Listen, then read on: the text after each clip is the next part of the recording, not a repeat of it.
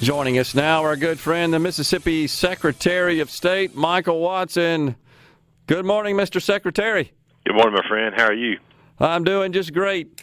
So, you've been in office now 7-8 months, and a whole lot has happened in that 7 or 8 month period of time. Man, we've like crammed a decade into the first half of the year.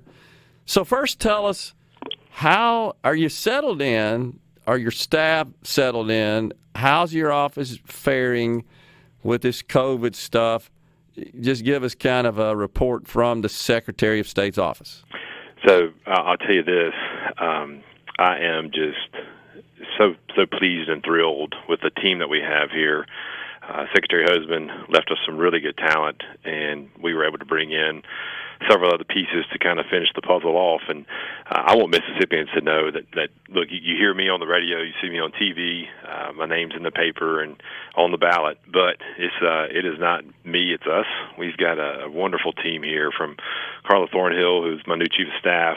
We moved her up from our HR position a few months ago, and you name it, I could rattle off the list all the way down. But just such a wonderful group of people who are dedicated servants, and they understand that we work for the people of Mississippi, not the other way around. Yeah. And the people are our bosses. So we strive to serve and serve well. And I'm just, again, so pleased to have this group of talented people around me, and it makes my job much easier. Well, and that's a great thought and point, Mr. Secretary, is that office really is a service organization. At the end of the day, it does provide a lot of direct customer-facing, and those customers would be the citizens of the state, services from the office to essentially your customers. That's exactly right. From elections, which is really kind of the face of our office, and Mississippians need to understand this. We are a bottom-up state when it comes to elections, so your elections are really handled at the county level. Yeah. The Secretary of State's office is a repository of information, but people don't really understand that. They look at us for all things elections, and that's fine.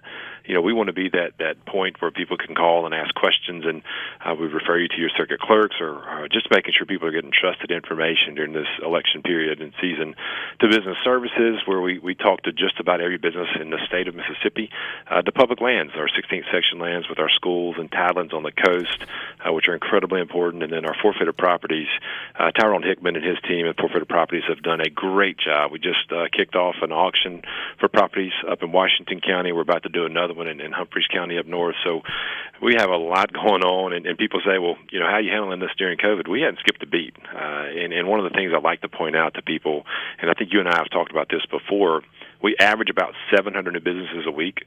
That only dipped down to about 600 at the prime time of COVID. So our office has stayed busy. We've continued to receive reports from our charities and from annual reports with LLCs and corporations. And again, I can't speak highly enough of the team we have here and the people that are dedicated to Mississippians. Awesome. And just to clarify, when you speak in terms of numbers of businesses, we're talking about business registrations, right? That's right. Yeah. Brand new businesses. Yeah. Awesome. Yeah. So, well, let's pivot for a second, because in not too many days out, we got a big old election coming up, and that is a major responsibility. As you said, those are obviously conducted at the local level, but the Secretary of State has overall responsibility for that. And I know that you're in touch with those that are responsible for that out at the county level, the circuit clerks and so forth. How do you feel? How's that going? How are we looking? Yeah, I feel great. We're 75 days out. And as I've talked to you before and told you, you know, when we came into the office, we made a commitment to travel to all 82 counties to meet with the circuit clerks, the elections commissioners, just to really build that relationship for them to understand, hey, this is going to be built on trust and honesty.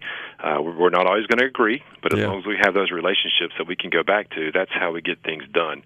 That partnership, that outreach has paid so many dividends through this COVID period for us to plan what are we going to look like? What's it going to look like at the precincts? How are we going to prepare for this coming to November?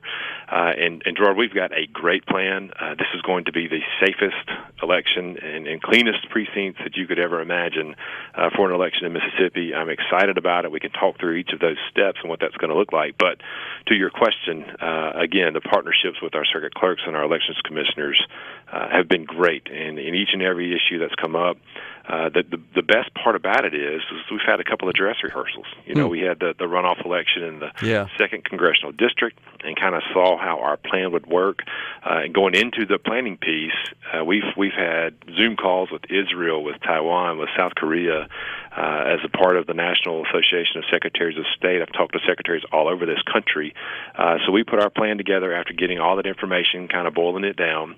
And then we introduced our plan to our circuit clerks, to our elections commissioners, and to legislative leadership. And so everybody's kind of been involved in this, being in the Senate for 3 terms. I know it takes 27 votes to get anything off that floor. So, again, it's key to have that team effort and concept. It's not just me, it's us. So we're excited about it, and I feel like we've got a good plan in place. Are any of the counties, the circuit clerks in those counties, the elections commissioners and so forth, are any of them reporting any concerns about conducting in-person, go-to-the-precinct voting at this point? The one piece that we've seen some issues with is our poll workers. Yeah. And as you know, we've talked about this, it typically is your older crowd. And so we've put an effort together. We've got a poll worker portal, and I would encourage all of our listeners, we need your help. We'd love to have you work the polls. You're going to be protected with PPEs, with sanitizer, with shields, with you name it. It's going to be okay for you.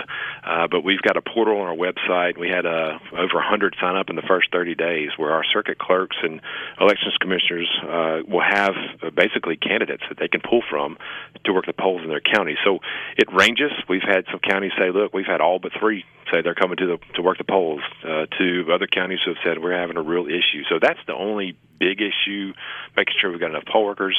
I was in Humphreys County, I guess 2 weeks ago now, and they had a special election on the day that I was there, and I went to some of the precincts, talked to poll workers and voters, and both of them said, man, we feel fine. We feel safe. We have no problem coming to the polls and voting, the people that I talked to. So I think, this craziness that's been driven out there that you're going to die if you go vote. Now, are people concerned? Sure. Yeah. I understand that. But we're doing everything we can to make this clean and safe. And again, I feel like we're going to be in a good position come November 3rd. And so if a voter doesn't want to go physically to the polls, Michael, what are the options in Mississippi? Yeah, so we vote 3 ways in Mississippi. Obviously, you just talked about one on Election Day at the precincts. You can also vote absentee if you fit one of the exceptions in the law. So you can vote absentee in person at the clerk's office, and the third way is to vote absentee by mail. So you've heard a lot of conversation about voting by mail.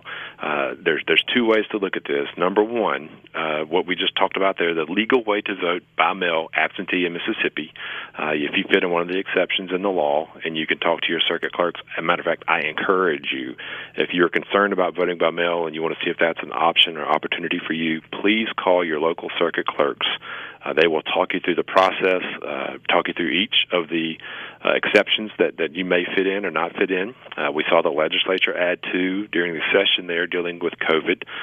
So if you're under a physician-ordered quarantine, you can vote due to COVID-19, you can vote absentee in person or by mail.